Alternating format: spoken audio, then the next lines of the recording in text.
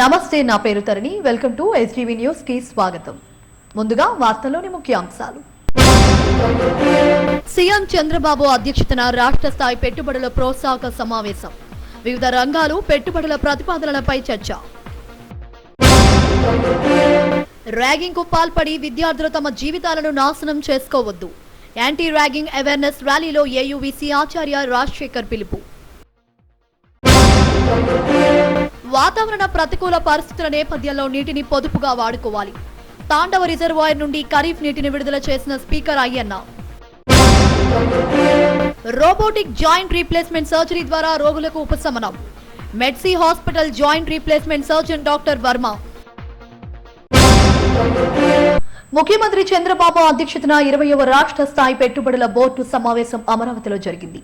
పరిశ్రమలు, విద్యుత్, ఐటీ, పర్యాటక, ఫుడ్ ప్రాసెసింగ్ రంగాలకు సంబంధించి వివిధ పెట్టుబడులపై చర్చ జరిగింది.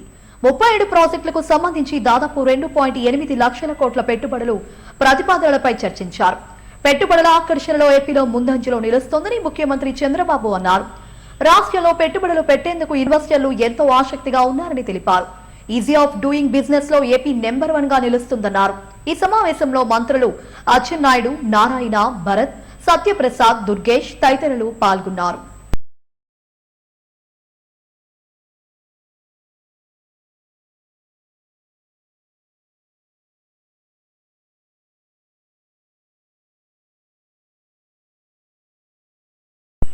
ఆంధ్ర విశ్వవిద్యాలయాన్ని ర్యాగింగ్ రహిత క్యాంపస్ గా నిలుపుతూ మంచి వాతావరణాన్ని కల్పించే దిశగా పనిచేస్తున్నామని ఏయూవీసీ ఆచార్య రాజశేఖర్ అన్నారు.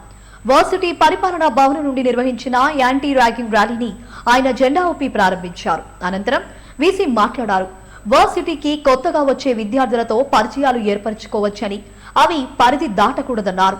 ర్యాగింగ్ ను అరికట్టేందుకు విద్యార్థుల్లో అవగాహన కల్పించే విధంగా కార్యక్రమాన్ని చేపట్టారు. సీనియర్ విద్యార్థులు కొత్తగా వచ్చే విద్యార్థులకు మార్గదర్శకులుగా నిలవాలని హితవు పలికారు. ర్యాగింగ్ కు పాల్పడితే జీవితాలు నాశనం అవుతాయని, చట్టాలు కఠినంగా ఉంటాయని అన్నారు. ఏయూ పరిపాలనా భవనం నుండి న్యాయ కళాశాల వరకు విద్యార్థులు ప్లకార్డులు పట్టుకుని ప్రదర్శన నిర్వహించారు. అనంతరం ర్యాగింగ్ కు వ్యతిరేకంగా ప్రతిజ్ఞ చేశారు. ర్యాగింగ్ కు పాల్పడితే జరిగే దుష్పరిణామాలను అధికారులు వివరించారు. ఈ కార్యక్రమంలో రిజిస్ట్రార్ ఆచార్య రాంబాబు, పాలక మండలి సభ్యులు వల్లీ కుమార్, పద్మశ్రీ, ప్రిన్సిపల్స్, డీన్లు తదితరులు పాల్గొన్నారు.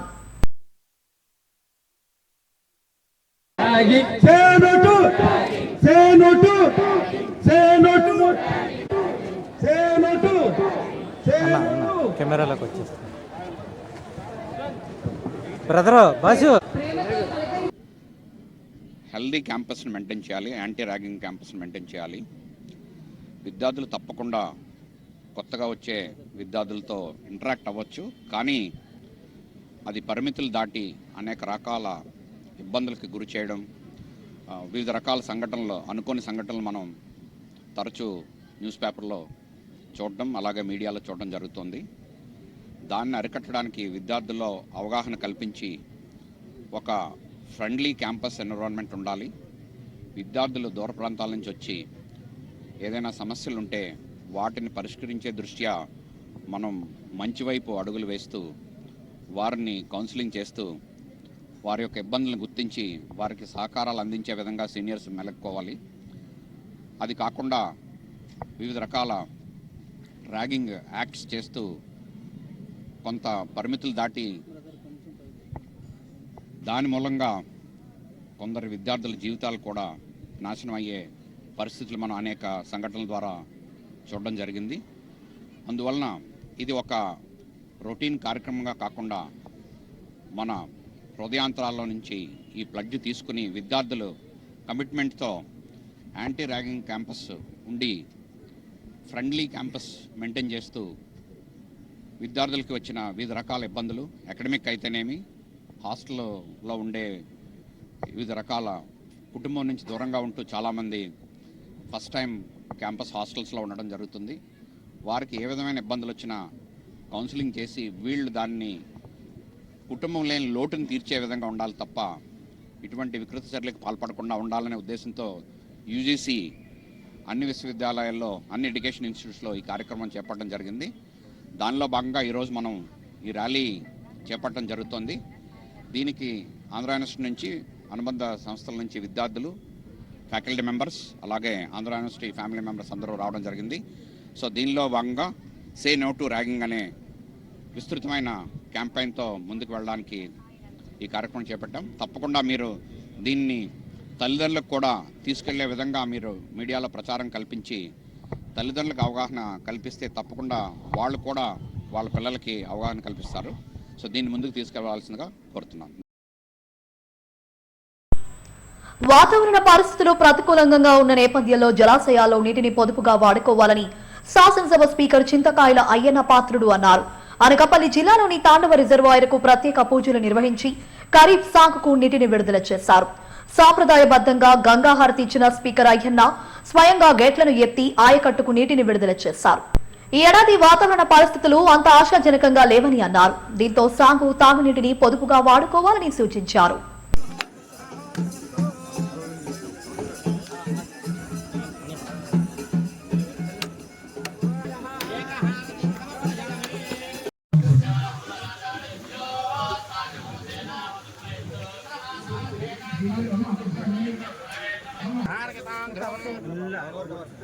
ఓం సానో దేవి సహవాహే ఇంద్రైవేహ ధ్రువస్థిష్ఠా యథనాష్టముదారయ తస్మై దేవాయ బ్రవన్న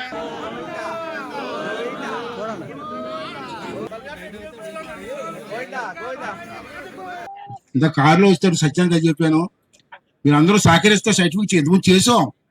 ఇంతకుముందు వాగపూర్తి ఎమ్మెల్యేగా ఉన్నప్పుడు ఇప్పుడు ఇదే పరిస్థితి వస్తే బ్రహ్మాండంగా చేసాం పెద్దలందరూ సహకారంతో, వంతులుగా. దేవుడు వర్షాలు పడి కాలేదు, ఒకవేళ ఇబ్బంది అయితే అలా చేద్దాం. ఇంతకుముందు చేసాం. సత్యనారాయణ గారు తెలుసు, అమ్మ పూజ చేస్తారు. మొన్న ఈ మధ్య నేను తాండవకు డబ్బు ఇచ్చాను ఎంతో. నేను ఈ ఎమ్మెల్యే అయిన తర్వాత దగ్గర 12 కోట్లు ఇచ్చాను తాండవకి, రిపేర్లకు కానీ కాలువలకు కానీ అది లైనింగ్ కానీ ఎక్కడైనా బొక్కలు పడితే కప్పడానికి 12 కోట్లు ఇచ్చాను తాండవకి మొన్న ఈ ఎమ్మెల్యే అయిన తర్వాత. కూడుకులు తెత్తకు కానీ చాలా మంది చేశారు. కానీ అన్ని ఏరియాల్లో కూడా నాయకులందరూ మన ఇచ్చిన డబ్బుని 14 కోట్లు అంత ఇచ్చారు కదా, బ్రహ్మాండంగా చేసుకున్నారు. కాలువలు కొంచెం లైనింగ్ కానీ ఇవన్నీ. ఇప్పుడు కష్టకాలంలో వర్షాకాలంలో బాగోలేదు కాబట్టి రోబోటిక్ జాయింట్ రీప్లేస్మెంట్ సర్జరీ ద్వారా మోకాల అరుగుదలతో బాధపడే వారికి గొప్ప ఉపశమనం లభిస్తోందని మెడ్సీ ఆసుపత్రి senior orthopaedic surgeon, robotic joint replacement నిపుణులు డాక్టర్ బిఆర్ఎన్ వర్మ తెలిపారు. వరల్డ్ జాయింట్ రీప్లేస్మెంట్ డే సందర్భంగా ఆరినోవా హెల్త్ సిటీలోని మెడ్సీ ఆసుపత్రిలో మోకాల మార్పిడి శస్త్రచికిత్సలు, రోబోటిక్ విధానం చేసే జాయింట్ రీప్లేస్మెంట్ సర్జరీలపై అవగాహన కల్పించారు. పలువురు అవగాహన శిబిరంలో పాల్గొని తమ సందేహాలను నివృత్తి చేసుకున్నారు. ఈ సందర్భంగా ఏర్పాటు చేసిన ఉచిత వైద్య శిబిరంలో పరీక్షలు నిర్వహించారు. మోకాల అరుగుదలతో బాధపడుతున్న వారి సంఖ్య గణనీయంగా పెరుగుతోందని డాక్టర్ వర్మ అన్నారు. స్థూలకాయం వంటి సమస్యలతో మోకాలపై ఒత్తిడి తీవ్రంగా పెరుగుతుందన్నారు. మోకాల మార్పిడి శస్త్రచికిత్సకు రోబోటిక్ ద్వారా శస్త్ర అధునాతన పద్ధతి అని చెప్పారు. దీని ద్వారా మంచి ఫలితాలు ఉంటాయని వెల్లడించారు. నమస్తే అండి. నేను doctor B V R N Varma, joint replacement surgeon, Medsy hospitals, Arilova. మొకాల అరుగుదల అనేది రోజు రోజుకి ప్రపంచవ్యాప్తంగా చాలామందికి చాలా సమస్యగా ఉంది. అతి ముఖ్యంగా మన ఇండియాలో కూడా ఈ మధ్యకాలం గత 20-30 ఏళ్ళ నుంచి మోకాల అరుగుదల అనేది చాలా కామన్ అయిపోయింది. ఒకప్పుడు లేవని కాదు, ఇప్పుడు ఓవర్ వెయిట్ వలన, వెయిట్స్ పెరిగిపోవటం వల్ల మోకాళ్ళ మీద బరువు ఎక్కువ పడుతుంది. ఆ బరువు పడటం వల్ల 70% ఎవరికైనా సహజంగా మోకాళ్ళ మీదే పడుతుంది. నీ జాయింట్ మీద వెయిట్ ఎక్కువ పడుతుంది 70%. వెయిట్ పెరగటం వల్ల అరుగుదల అనేది మామూలుగా సహజంగానే అరుగుదల వస్తుంది, అదేం జబ్బు కాదు. కొంతమంది కీళ్ళవాతంతో వస్తుంది, అంటే రొమాటిక్ ఆర్థరైటిస్ వల్ల. కొంతమందికి ఆస్టియో ఆర్థరైటిస్ అంటారు, సహజంగా వచ్చే అరుగుదల. యూజువల్గా 60-70 ఇయర్స్ అరుగుదల రావాల్సింది ఈ మధ్యకాలంలో లేడీస్లో అయితే ఒకప్పుడు 50 దాటితే ఉండేది, ఇప్పుడు 40 to 50 మధ్యనే అరుగుదల వచ్చేస్తుంది. జెంట్స్కి అయితే ఆల్మోస్ట్ 50-60 ఇయర్స్, 55 ఇయర్స్ దాటిన వెంటనే వచ్చేస్తుంది. సో మోకాల అరుగుదల అనేది జబ్బు అయితే కాదు, అదే న్యాచురల్ ఓల్డ్ ఏజ్ చేంజెస్. దానికి మనం చాలామంది ఇప్పుడు స్టేజ్ 1, స్టేజ్ 2, స్టేజ్ 3, స్టేజ్ 4 అని ఉంటాయి. కొంతమంది స్టేజ్ 4లో ఉన్నప్పుడు కూడా మోకాళ్ళు స్ట్రైట్గానే ఉంటాయి కానీ బెండ్ అవ్వవు, కొంతమందికి బెండ్ అయిపోతూ ఉంటాయి కాళ్ళు. అలాంటి వాళ్ళకి ఏంటంటే స్టేజ్ 1, స్టేజ్ 2 అయితే మెడికేషను, ఫిజియోథెరపీ, వెయిట్ రిడక్షన్ బాగా హెల్ప్ చేస్తుంది. కొంతమందికి స్టేజ్ 3, స్టేజ్ 4 కొంచెం ఓన్లీ పెయిన్ కిల్లర్స్ రెగ్యులర్గా ఇవ్వటం వల్ల ఏం ఉపయోగం ఉండదండి. ఇంకా బెటర్గా కావాలంటే ఇప్పుడు రోబోటిక్ సర్జరీ రీప్లేస్మెంట్స్ వచ్చినాయి, నావిగేషన్ నీ రీప్లేస్మెంట్స్ వచ్చినాయి. సో రోబోటిక్ నీ రీప్లేస్మెంట్ వల్ల మీకు అడ్వాంటేజెస్ కన్వెన్షనల్ అంటే, కన్వెన్షనల్కి రోబోటిక్ తేడా ఏంటంటే, నేను 90% బాగా చేస్తే రోబోటిక్ సర్జరీతో 100% యాక్యురసీ, ప్రెసిషను, లోపల వేసి ఇంప్లాంట్ పొజిషన్ అన్నీ యాక్యురేట్గా ఉంటాయి. సో ఇప్పుడు మోకాళ్ళు మనకి అరుగుదల అనేది ఇప్పుడు నార్మల్ నీ జాయింట్ ఇలాగే ఉంటుంది, మనకి ఎక్స్రేలోని గ్యాప్ కనిపిస్తూ ఉంటుంది. మోకాళ్ళు అరిగిపోయిన వాళ్ళకి గ్యాప్ కనిపించదు. అంటే ఇలాగ నార్మల్గా ఉండేది గుజ్జు అరిగిపోయిందంటాం, గుజ్జు మొత్తం లేదంటూ ఉంటాం, లేదా నీరు అయిపోయిందంటాం. నీరు అంటే ఏం కాదండి, నీరు ఇప్పుడు పుట్టినప్పుడు ఎలాగ ఉంటుందో మీకు పోయినప్పుడు కూడా నీరు అలాగే ఉంటుంది. కానీ ఈ కార్టిలేజ్ స్మూత్నెస్ పోయి రఫ్ అయిపోయి ఈ కండను తినేస్తూ ఉంటుంది. ఈ కండ తినేయటం వల్ల మీకు జాయింట్ టచ్ అయిపోయి మీరు కింద కూర్చుని లెగిసేటప్పుడు, మెట్లు నడిచేటప్పుడు ఆ ఫ్రిక్షన్ వల్ల పెయిన్ ఎక్కువైపోతుంది. సో స్టేజ్ 1లో మీకు పర్లేదు, కొద్దిగా పెయిన్ తట్టుకుంటాం, ఎక్సర్సైజ్ చేస్తాం. స్టేజ్ 3 వచ్చేసరికి ఇలా బెండ్ అయిపోతుంది మోకాలు. స్టేజ్ 4 అయ్యేసరికి ఇలా బెండ్ అయిపోతూ ఉంటుంది. సో అప్పుడు నేను ఎన్ని మెడికేషన్స్ ఇచ్చినా, ఎన్ని అలోపతిక్, హోమియోపతి, ఆయుర్వేదిక్, మీరు ఎన్ని మెడికేషన్స్ కానీ మంచి ఫిజియోథెరపీస్ దగ్గరికి వెళ్ళినా కూడా పెయిన్ రిలీఫ్ రాదు. సో ఇప్పుడు మనం చేయాల్సింది ఏంటంటే నీ రీప్లేస్మెంట్ చేస్తాం. నీ రీప్లేస్మెంట్ అంటే మనం బోన్ కట్ చేస్తాం, ఇలాగే ఉంటుంది నీ రీప్లేస్మెంట్ అంటే. సో మనం బోన్ని ఒక 8 నుంచి 10 మిల్లీమీటర్స్ బోన్ కట్ చేసి ఎవరి సైజుకి తగ్గట్టుగా మనం సర్జరీస్ చేస్తాం. ఆ సర్జరీ చేసే విధానంలోని ఒకప్పుడు 5-6 ఇయర్స్ బ్యాక్ వరకు కన్వెన్షనల్ నీ రీప్లేస్మెంట్ అంటాం. పేషెంట్స్ దానికి కూడా బాగా బ్రహ్మాండంగా రెస్పాండ్ అయ్యారు.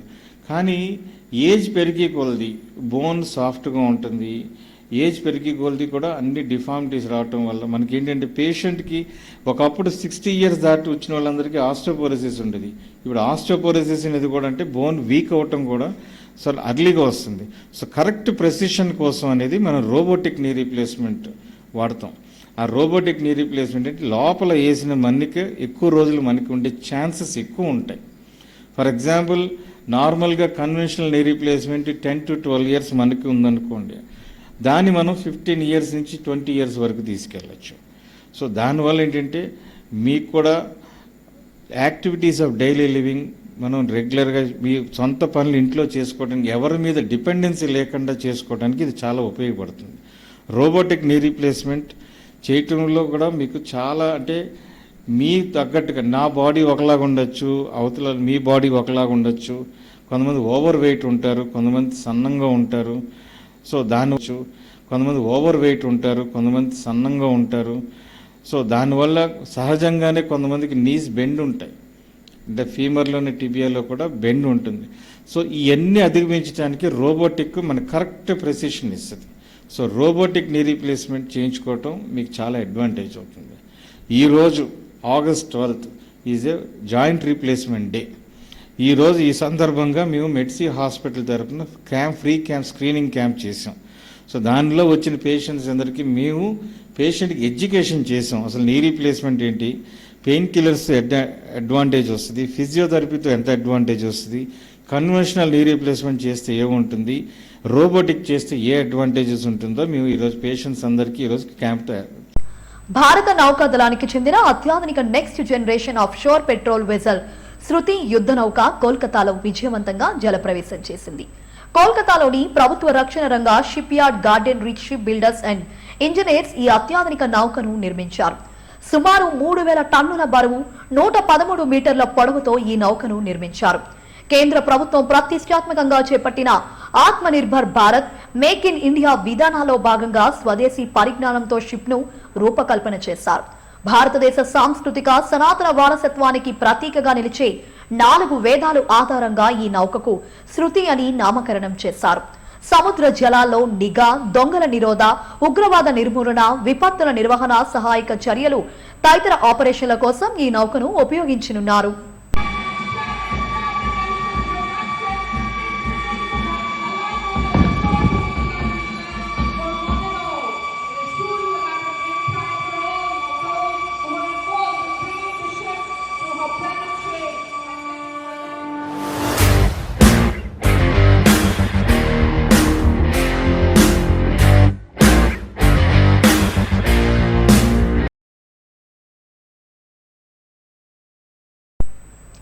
ఏపీలో పనిచేస్తున్న జర్నలిస్టులందరికీ ఇల్లు, గుర్తింపు లభించేలా కృషి చేయడం ఏపీ జర్నలిస్ట్ ఫోరం ప్రధాన లక్ష్యమని సంఘం వ్యవస్థాపకులు గౌరవ అధ్యక్షులు చెవుల కృష్ణాంజనేయులు తెలిపారు. విశాఖలోని ఓ హోటల్లో ఏపీజేఎఫ్ మహాసభ సన్నాహక కార్యక్రమాలపై ఏర్పాటు చేసిన మీడియా సమావేశంలో ఆయన మాట్లాడారు.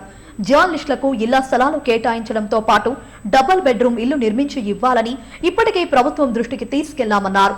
60 ఏళ్లు నిండిన 25 ఏళ్ల సర్వీస్ పూర్తి చేసిన జర్నలిస్టులకు పెన్షన్ సౌకర్యం కల్పించాలని కోరారు. ఏపీజేఎఫ్ ఉమ్మడి విశాఖ జిల్లా హడక్ కమిటీ కన్వీనర్లుగా సీనియర్ జర్నలిస్టులు B Ravikanth, PA Rao, Y Nageswararao, Durga Prasad, Yusuf ను ప్రకటించారు. మహాసభను విజయవంతం చేసేందుకు జర్నలిస్టులంతా సహకరించాలని రవికాంత్ కోరారు. 2026 డిసెంబర్ నాటికి ఈ ఇళ్ల నిర్మాణానికి సంబంధించినటువంటి విధి విధానాలని ప్రకటించాలి అనేటువంటిది ఆంధ్రప్రదేశ్ జర్నలిస్ట్ ఫోరం తరఫున విజ్ఞప్తి చేస్తున్నాం. అదేవిధంగా జర్నలిస్టుల సంక్షేమ నిధిని ఆంధ్రప్రదేశ్ ప్రభుత్వం ప్రకటించాలి అనేటువంటిది కూడా ఆంధ్రప్రదేశ్ జర్నలిస్ట్ ఫోరం తరఫున విజ్ఞప్తి చేస్తున్నాం. ఒక 5 కోట్ల రూపాయల సంక్షేమ నిధిని ప్రకటించి దాని ద్వారాగా వచ్చేటువంటి ఆదాయంతో అర్హులైనటువంటి జర్నలిస్టులకి 60 ఏళ్ళు నిండినటువంటి వాళ్ళు, లేదు అంటే 25 సంవత్సరాల సర్వీస్ పూర్తయినటువంటి వాళ్ళకి పెన్షన్ని ప్రకటించాలి అనేటువంటి దాని మీద ఆంధ్రప్రదేశ్ ప్రభుత్వాన్ని కోరటం అనేది జరుగుతుంది. అదేవిధంగా ఇప్పటికే అక్రిడేషన్లకు సంబంధించినటువంటిది మంజూరు ప్రక్రియ కొనసాగుతున్నటువంటి పరిస్థితి ఉంది. ఇంకా కొన్ని సాంకేతిక కారణాలతో కొంతమంది అర్హులైనటువంటి జర్నలిస్టులకి ఇంకా అక్రిడేషన్లో రాలేదు. వాటిని కూడా వెంటనే మంజూరు చేయాలని కూడా ఆంధ్రప్రదేశ్ జర్నలిస్ట్ ఫోరం తరఫున సమాచార శాఖనే కోరుతున్నాం. అదేవిధంగా రైల్వే పాసులకు సంబంధించి రైల్వే పాసులు గతంలో ఇచ్చున్నారు, ఇప్పుడు ఇవ్వటం లేదు. ఈ రైల్వే పాసులను కూడా ఖచ్చితంగా అర్హులైనటువంటి జర్నలిస్టులందరికీ రైల్వే పాస్ ఇచ్చేటువంటి విధంగా కేంద్ర ప్రభుత్వానికి ఆంధ్రప్రదేశ్ ప్రభుత్వం తరఫున రైల్వే శాఖను కోరి రైల్వే పాసులు ఇచ్చేటువంటి విధంగా చర్యలు తీసుకోవాల్సిందిగా విజ్ఞప్తి చేస్తున్నాం. అదేవిధంగా జర్నలిస్టుల హెల్త్ కార్డులని డస్క్ జర్నలిస్టులకు, అదేవిధంగా డస్క్లో పనిచేసే ప్రతి ఒక్కరితో యాంకర్లతో పాటు అందరికీ కూడా అక్రిడేషన్లు కల్పించిన యూనియన్ ఏదైనా ఉందంటే ఆంధ్రప్రదేశ్ జర్నలిస్ట్ ఫోరం అనేసి మేము ఖచ్చితంగా చెప్పగలం. ఆంధ్రప్రదేశ్ జర్నలిస్ట్ ఫోరం 2014-19 సమయంలో ప్రభుత్వానికి ఖచ్చితంగా జర్నలిస్టులకి ఇవ్వాలి అనే డిమాండ్ను ప్రకటించడంతో అప్పుడు ప్రస్తుతం ఉన్న ముఖ్యమంత్రి చంద్రబాబు నాయుడు వెంటనే దాన్ని ఆమోదం తెలిపి ఖచ్చితంగా జర్నలిస్టుల రంగంలో ఏ విభాగంలో పనిచేసినా కానీ వారికి ఖచ్చితంగా జర్నలిస్ట్గా గుర్తింపు ఇవ్వాలి, అక్రిడేషన్ మంజూరు చేయాలనేది చెప్పారు. అదే తరహాలో వస్తున్న క్రమంలో గతంలో జరిగిన ప్రభుత్వ మార్పు వల్ల కొన్ని ఇబ్బందులు ఏర్పడి కొంతమందికి నష్టం జరిగింది. అటన్నిటిని కూడా మరలా ఆంధ్రప్రదేశ్ జర్నలిస్ట్ ఫోరం గతంలో ఏ విధంగా చేసిందో ప్రభుత్వం అదే తరహాలో మళ్ళీ వీటన్నిటిని కూడా పథకాలను ప్రవేశపెట్టాలి. జర్నలిస్టులకి సంక్షేమ పథకాలను ఏవైతే ఉన్నాయో అవన్నీ కూడా మళ్ళీ ప్రారంభించాలి. ఆంధ్రప్రదేశ్ జర్నలిస్ట్ ఫోరం ప్రారంభం నుంచి ఏ కార్యక్రమాలు చేసాం, సమైక్యాంధ్ర ఉద్యమం కానీ జర్నలిస్టుల సంక్షేమానికి జరిగిన కార్యక్రమాలు కానీ, ఏవైతే ఏపీజేఎఫ్ నుంచి జర్నలిస్టులకి మనం సాధించుకున్న హక్కులు కానీ, లిక్విడేషన్ కానీ, ఇవన్నింటి గురించి పెద్దలు కృష్ణాంజనేయులు గారు, అదేవిధంగా రాష్ట్ర అధ్యక్షులు శివరాజేష్ గారిని అందరికీ వివరించున్నారు. నూతన అడహా కమిటీని ప్రకటించున్నారు. ఈ అడహా కమిటీ ఆధ్వర్యంలో ఉమ్మడి విశాఖ జిల్లాకి సంబంధించిన మహాసభని త్వరలో నిర్వహించబోతున్నాం. ఈ కార్యక్రమాలన్నీ, వివరాలన్నీ మీకు త్వరలోనే తెలియజేస్తాం. ఖచ్చితంగా ఎవరైతే నిజమైన జర్నలిస్టులు ఉన్నారో వాళ్ళందరితోటి ఒక మంచి కమిటీ వేసి మన జర్నలిస్టుల హక్కుల కోసం ఈ కమిటీ కృషి చేస్తుందని మీ అందరికీ ఈ వేదిక సాక్షి. ఒడిశాకు చెందిన లక్ష్మీకాంత నాయోగ్ దాస్ దాసుడి బాబు బృందం సేవలు ప్రశంసనీయమని సింహాచలం దేవస్థానం ధర్మకర్తల మండలి మాజీ సభ్యుడు గంట్ల శ్రీనిబాబు కొనియాడారు. ప్రతి ఏటా 3 నెలల పాటు సింహగిరిపై దాసుడు తన భక్త బృందంతో బస చేసి ప్రతిరోజు వరాహలక్ష్మి నరసింహస్వామి వారిని వివిధ రకాల ఫల, పుష్ప, శీతలాదులతో సేవించుకోవడం ఆనవాయితీగా వస్తుందని అన్నారు. స్వామివారి సేవలో పెద్ద ఎత్తున ఒడిశా తదితర ప్రాంతాలకు చెందిన భక్తులను భాగస్వామ్యం చేయడం ప్రశంసనీయమన్నారు.